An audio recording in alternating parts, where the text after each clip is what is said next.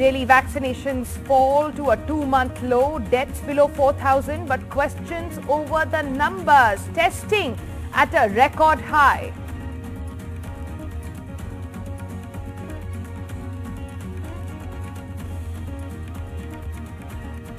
Black fungus is now under the Epidemic Act. All cases will need to be informed to states and centre. NDTV special report on cases down but deaths continue to be high. In the second wave, why is the ICU mortality rate so much higher? New guidelines on the small aerosols that can travel 10 meters, ACs with open doors and windows, and the first home testing kit, aptly called COVID Self, is launched. Kerala has a new government now, it takes charge, and Sitaram Yechuri says collective decision taken on the cabinet that has 17 new faces. UP giving out miracle numbers, but a reality check from Noida speaks of a different figure. In 3 days, 17 official deaths when 61 cremations have been noted. Delhi's positivity rate near 5% now. Chief Minister says we'll discuss the reopening and unlock with the LG this weekend. Also on a day when Delhi recorded a rain record, the highest ever in May. Mumbai positivity rate also drops to a 4.84%. Positivity rate below 5%, first time in about 2.5 months.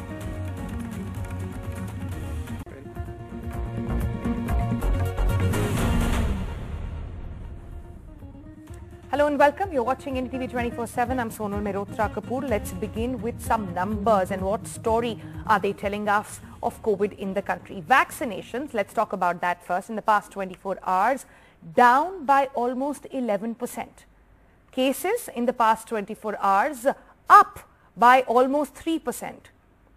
Deaths, down by 14.4%, but again, the numbers not really reflecting reality on the ground. And tests done in the past 24 hours, it's the highest testing for the second day in a row, testing up by 2.27%. Positivity rate 13.43%, which is slightly up from the day before. But talking about vaccination, and a vaccination falling at the lowest really since March 15th. If you look at that graphic on your screen, it gives you a very grim picture at a time when we should only be escalating the numbers. And to give you an understanding, let's compare it to the world, and let's compare it to China for starters. India vaccination is now a crisis really, which is worsening by the day.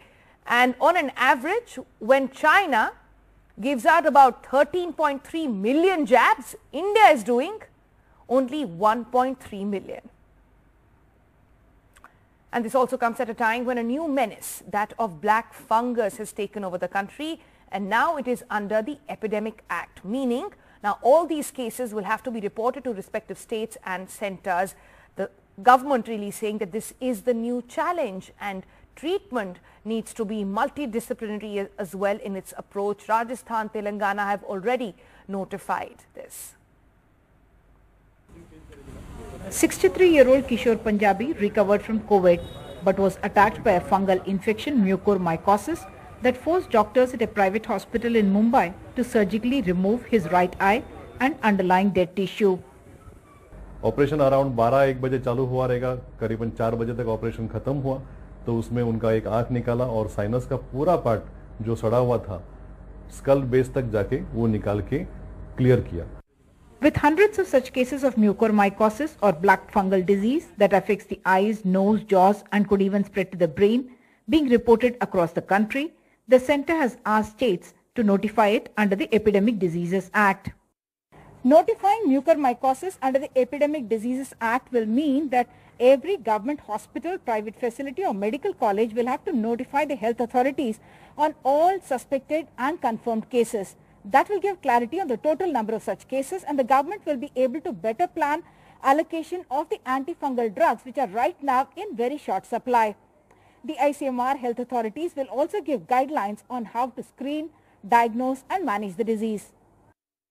The centre has said black fungus has become a new challenge reported among COVID patients on steroid therapy and deranged sugar control and is leading to prolonged morbidity and mortality. Already Maharashtra has reported 1500 cases and 90 deaths.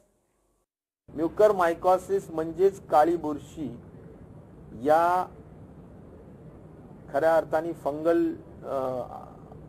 Disease मुळे राज्यामध्ये एकूण अंदाजे 1500 patients progressive म्हणजे आतापर्यंत आपल्याला पाहायला मिळतात. Gujarat is suspected to have 600 cases, 420 in Madhya Pradesh, while Telangana has nearly 300 cases. Karnataka and Rajasthan have both reported 100 cases each. In Delhi, there are an estimated 250 cases and a private hospital has reported 1 death. So far, we have treated 5 cases of black fungus, and out of those 5 cases, 2 patients were very severely affected, and one of them, although both were operated, one of them lost the life because it was an unsalvageable stage and we could not save the patient. Assam reported its first case of a 27-year-old patient who recovered from COVID without going to the ICU but was severely diabetic and succumbed to the fungal disease on Wednesday. With huge shortage reported in antifungal drugs like liposomal amphotericin, Telangana, for instance, has constituted a government panel to regulate supply and stop black marketing. With inputs from Pooja Bharadwaj in Mumbai, Parimal in Delhi, Ratnadeep in Guwahati, Uma Sudhir in Hyderabad for NDTV. Also, there were new COVID guidelines and protocols that were floated by the government today. Let's look into that. Do gas ki duri, mask hai zaruri. Now, this is what we've heard time and again in the iconic voice of Mr. Amitabh Bachchan. And this now might need a revision. Why? Because now, do gas is not enough. In fact, you at least need to keep a distance of 10 meters. That is the new advisory. Why? Because now aerosols, the latest investigation says, are traveling longer. What are aerosols? Well, they are extremely tiny droplets which could be COVID infected. So in a scenario like this, ventilation of the room or the place you're in gets really key. Like homes and offices, and yes, this is the summer and everybody's air conditioning is on, but with that, you need to keep your doors and windows open. Even in offices, the advisory says that the doors should be kept ajar. In buses and trains, they now need to introduce high intensity exhausts as well, again, to keep the place ventilated. And air conditioners, the advisory says, should have HEPA filters. Now, all this is in addition to the already mentioned earlier guidelines like having double mask on all the time, keeping your hands clean and washed, and testing and more testing. Which brings us to the other good news of the day, which is now a DIY test for COVID done at home. The government has now given ahead for a COVID kit test to be done at home, and it will all be at just rupees 250. It's aptly called COVID Self. It's ICMR approved and you do not even need a prescription for it. Soon it will be available in the pharmacy near you and also online, and all you have to really do is take a swab from your nose yourself and then test yourself at home. Though there are questions on the reliability of this test. This is an antigen test after all and might miss some positives, especially of asymptomatic infections. And across the country, we might be seeing a number of COVID cases going down, but deaths not reducing at the same rate.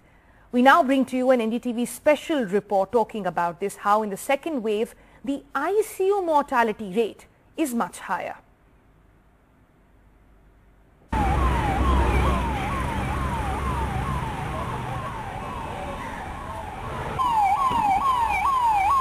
While COVID cases have started seeing a decline, in India's worst affected cities, deaths are still high, with many in the ICUs not surviving. In Delhi, cases have come down by 75% in the last 10 days, but deaths have reduced by only 27%.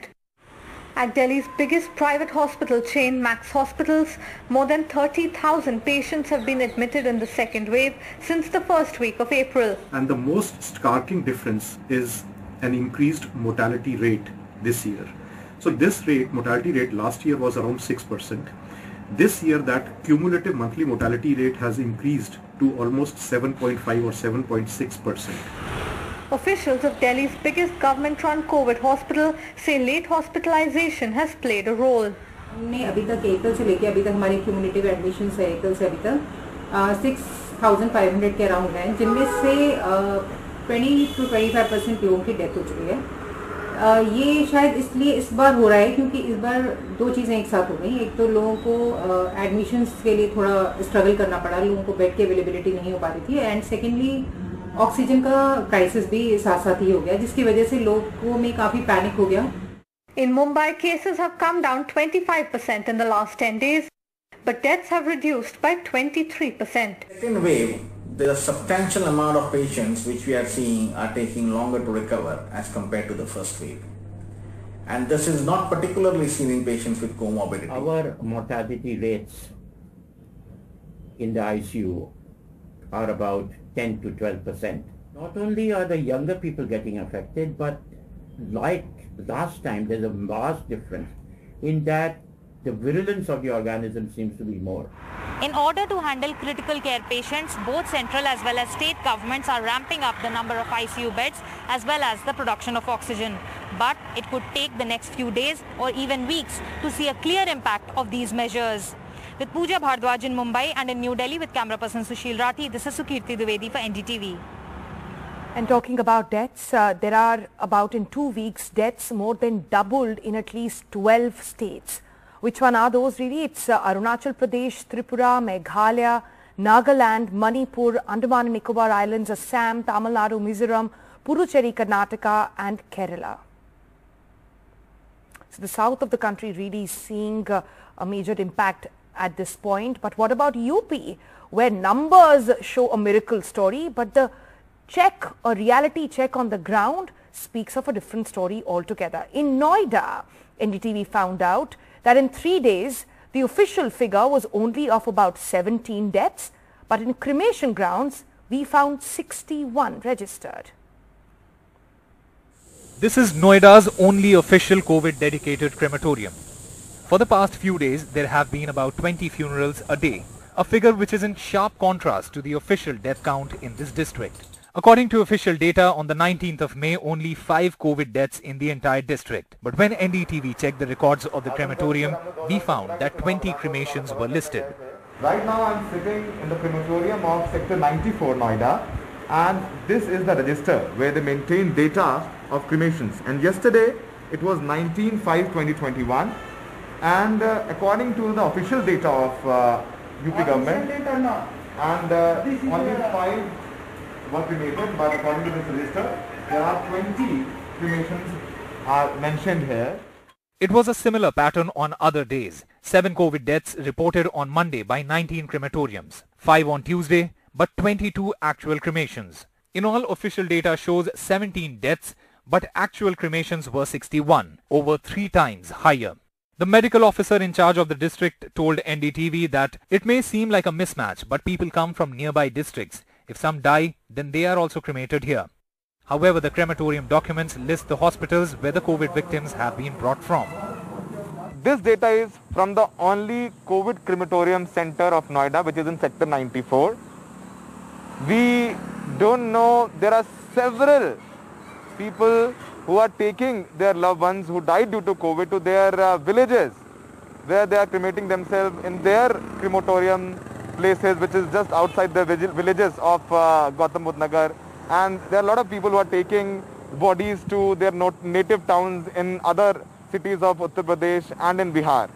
But one thing is very clear, that the data we are getting every day from UP government is totally false. Reality on ground is totally different. In Noida, with Ashok Mahale, Saurabh Shukla for NDTV.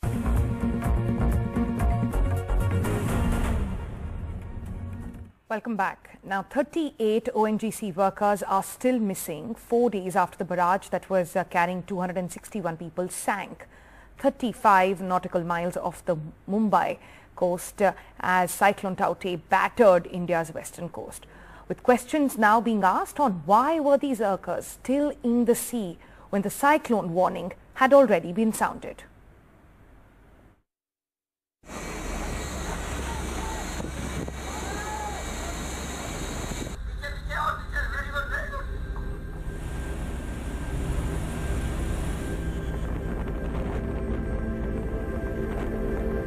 Captain and क्लैम रेफ का वजह से vessel हादसा हुआ।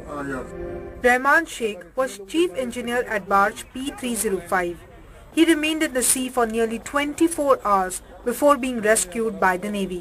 आनंद ने मेरे को बताया P305 में होल हो गया। ठीक है, जब इमीडिएटली मैंने कॉल किया ऑनर को कि साहब आपका वेसल में होल हो गया, वेसल को निकालो वहाँ से।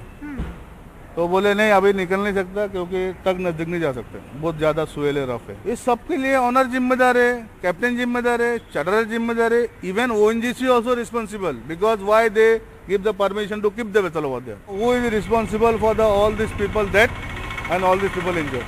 AFCON's infrastructure, which works with ONGC on work at the oil fields at Bombay High, released a document where they tried to reason why the barge with 274 on board was not recalled.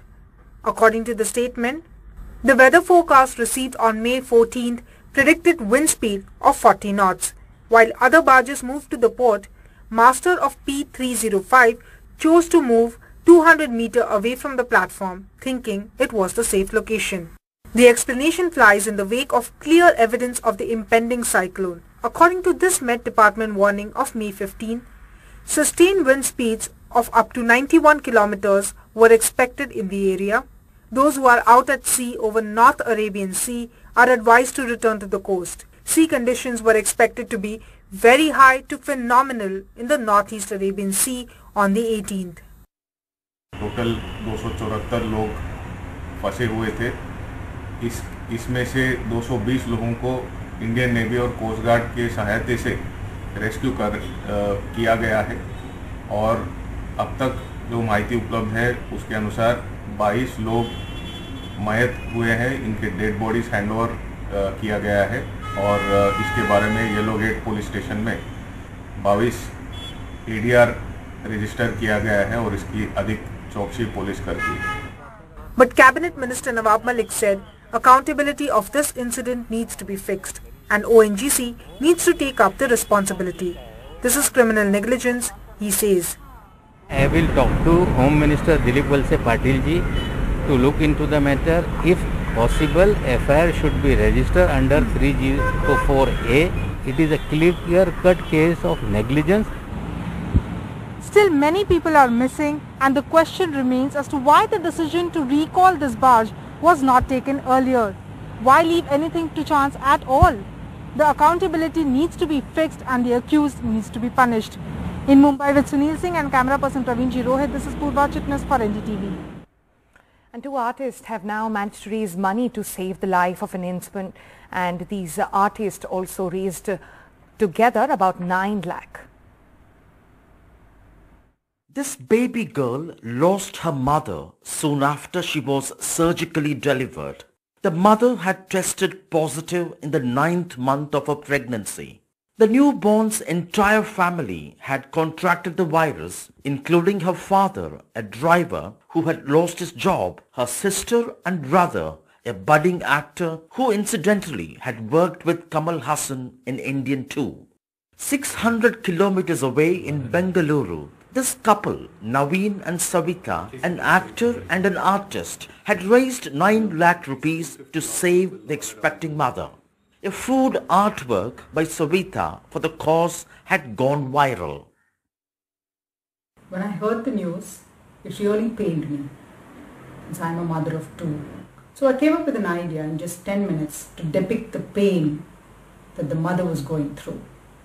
I posted it on Facebook and Instagram, and the reach was huge. We got a lot of financial help. But luckily, at least we were able to save the baby's life. Now the biggest struggle is for the father on how he is going to raise 3 children without the support of a mother. A foster mother now nurses the baby. Her brother is still in hospital. Dad and sister are recovering. With Tanya Shankar in Bengaluru, in Chennai, Sam Daniel for NDTV. Some updates coming in from BCCI, which has now written to the England board to reschedule the test series. They now want the first India versus England test series to start a week in advance. And they also looking to create a window for IPL. At this point, the ECB is yet to respond to BCCI's request. That's all we could pack in this edition. Good night.